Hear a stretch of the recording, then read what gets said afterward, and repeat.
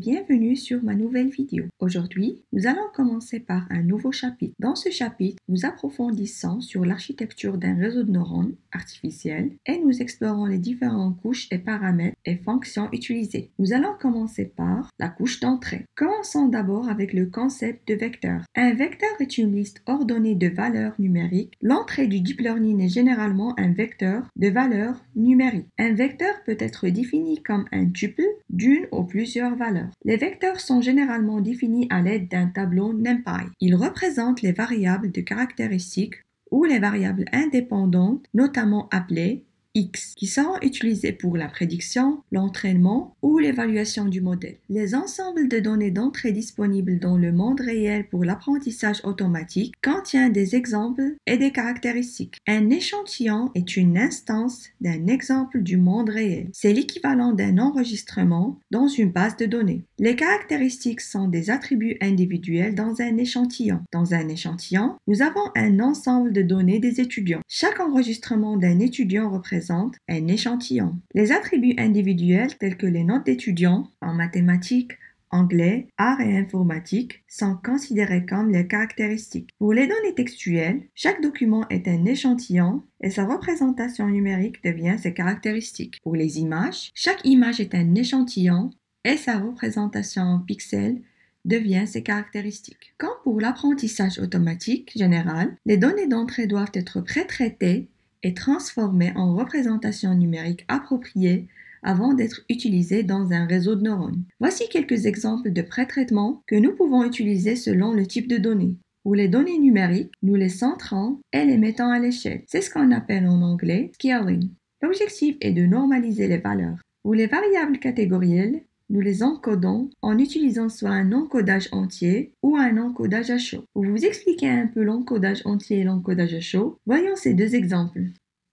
Dans l'encodage entier, nous attribuons un code pour chaque catégorie. Par exemple, un diplôme en littérature devient 1, un diplôme en sciences mathématiques devient 2 et un diplôme en informatique devient 3. Le code affiché ici permet d'utiliser l'encodage entier comme dans l'exemple.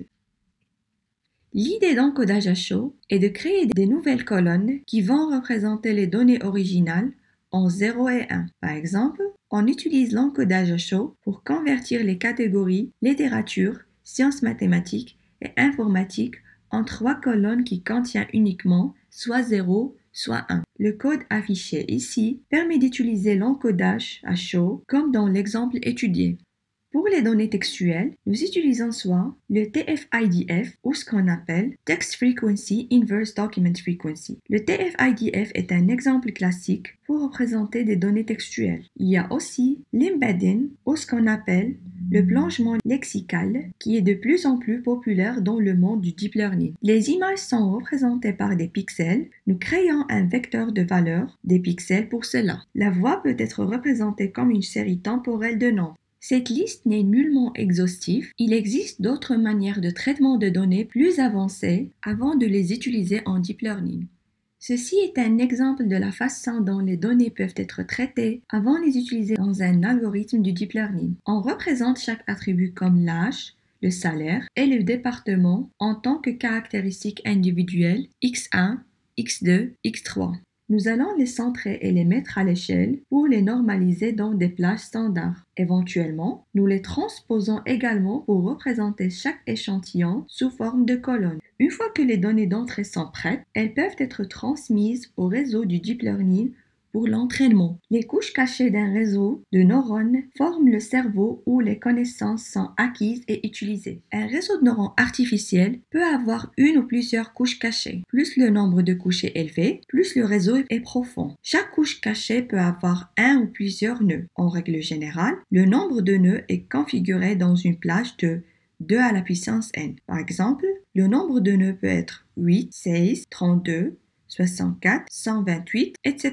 Une architecture de réseau de neurones est définie par le nombre de couches et de nœuds dans la couche. Comment les entrées et sorties sont connectées dans la couche cachée? La sortie de chaque nœud de la couche précédente deviendra l'entrée de chaque nœud de la couche actuelle. De même, la sortie de chaque nœud de la couche actuelle est transmise à chaque nœud de la couche suivante. Dans l'exemple illustré, il y a 4 nœuds de la première couche cachée, produisant 4 sorties à partir de leur fonction d'activation. Dans la deuxième couche, il y a 5 nœuds. Les 4 sorties de la première couche sont transmises à chacun des 5 nœuds de la deuxième couche. Comment déterminer le bon nombre de couches et de nœuds dans un réseau? Chaque nœud du réseau neuronal apprend quelque chose sur la relation entre les variables de caractéristiques et les variables cibles. Cette connaissance est persistante dans ses poids et ses biais. Lorsqu'il y a plus de nœuds et de couches, cela se traduit généralement par une meilleure précision. Mais notez bien que ce n'est pas toujours vrai. Plus de couches signifie également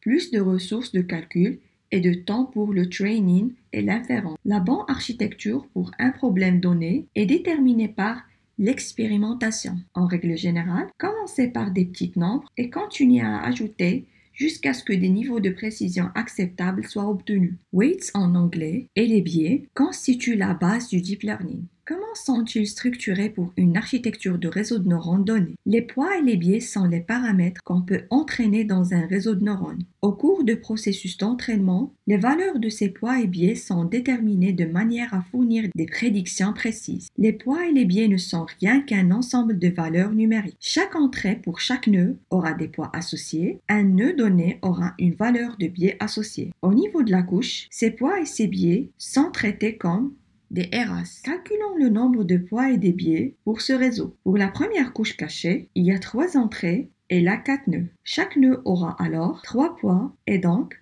pour les 4 nœuds, il y a 12 poids. Chaque nœud aura une valeur de biais. Il y aura donc un total de 4 biais pour cette couche. De même, nous calculons le nombre de poids et de biais pour le reste des couches. On trouve que ce réseau a un total de 53 poids et 14 biais. Donc, au total, il y a 67 paramètres. Lors d'entraînement d'un réseau de neurones, les calculs de la couche cachée sont effectués ensemble, mais pas pour chaque nœud, pour des raisons d'optimisation. Les poids et biais de chaque couche sont conservés sous forme de matrice. L'entrée est également considérée comme une matrice et la sortie est produite comme une matrice. L'exemple suivant montre le calcul de la deuxième couche cachée qui a 4 entrées et 5 nœuds. Les 4 entrées sont reçues sous la forme d'une métrique de 1 par 4. Les poids de tous les nœuds de la couche sont conservés sous forme d'une matrice 4 par 5. Le biais est une matrice 1 par 5 couvrant les 5 nœuds de la couche. La multiplication matricielle est effectuée entre les matrices d'entrée et de poids pour obtenir une sortie de 1 par 5. Ceci est ajouté aux mesures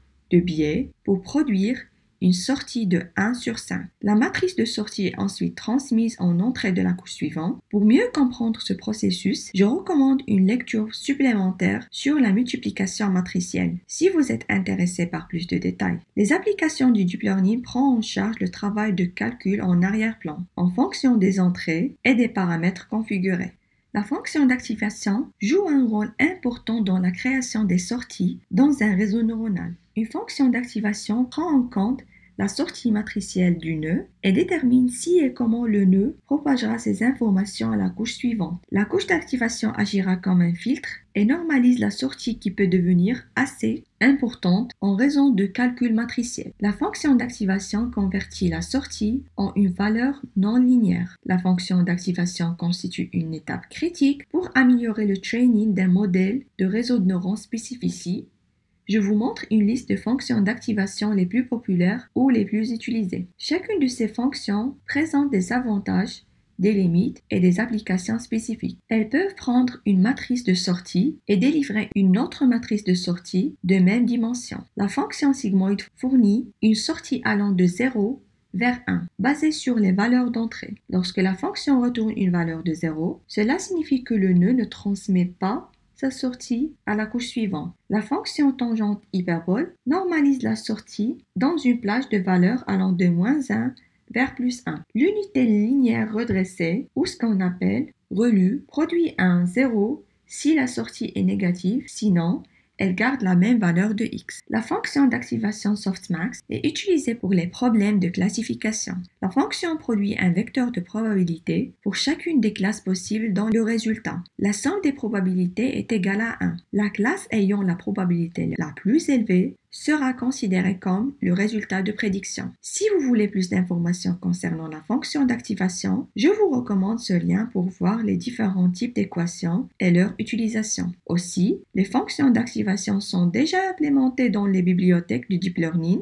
Vous allez juste les ajouter comme des hyperparamètres au modèle. On verra ça par la suite. La couche de sortie est la dernière couche qu'on va voir. C'est la couche où les prédictions sont obtenues. Dans chaque réseau de neurones, il existe une couche de sortie qui produit la prédiction finale souhaitée. Elle a son propre ensemble de points et de biais appliqués avant que la sortie finale soit délivrée. La fonction d'activation de la couche de sortie peut être différente de celle des couches cachées en fonction du problème. Par exemple, la fonction softmax utilisée pour générer des probabilités des classes finales dans un problème de classification. La sortie est un vecteur de valeur qui peut nécessiter un post-traitement supplémentaire pour convertir en valeur liée à l'entreprise. Comment déterminer le nombre de nœuds dans la couche de sortie? Cela dépend du problème. Dans un problème de classification binaire, un nœud fournira la probabilité de résultat positif. Dans le cas d'une classification à n classes, il y a n nœuds, chacun produira la probabilité pour une classe donnée. Pour la régression, un seul nœud peut produire la sortie. Donc, le nombre de nœuds variera en fonction du type de problème à résoudre. Avec cette phrase, nous terminons la vidéo d'aujourd'hui. Vous avez plus d'informations sur l'architecture et la structure d'un réseau de neurones.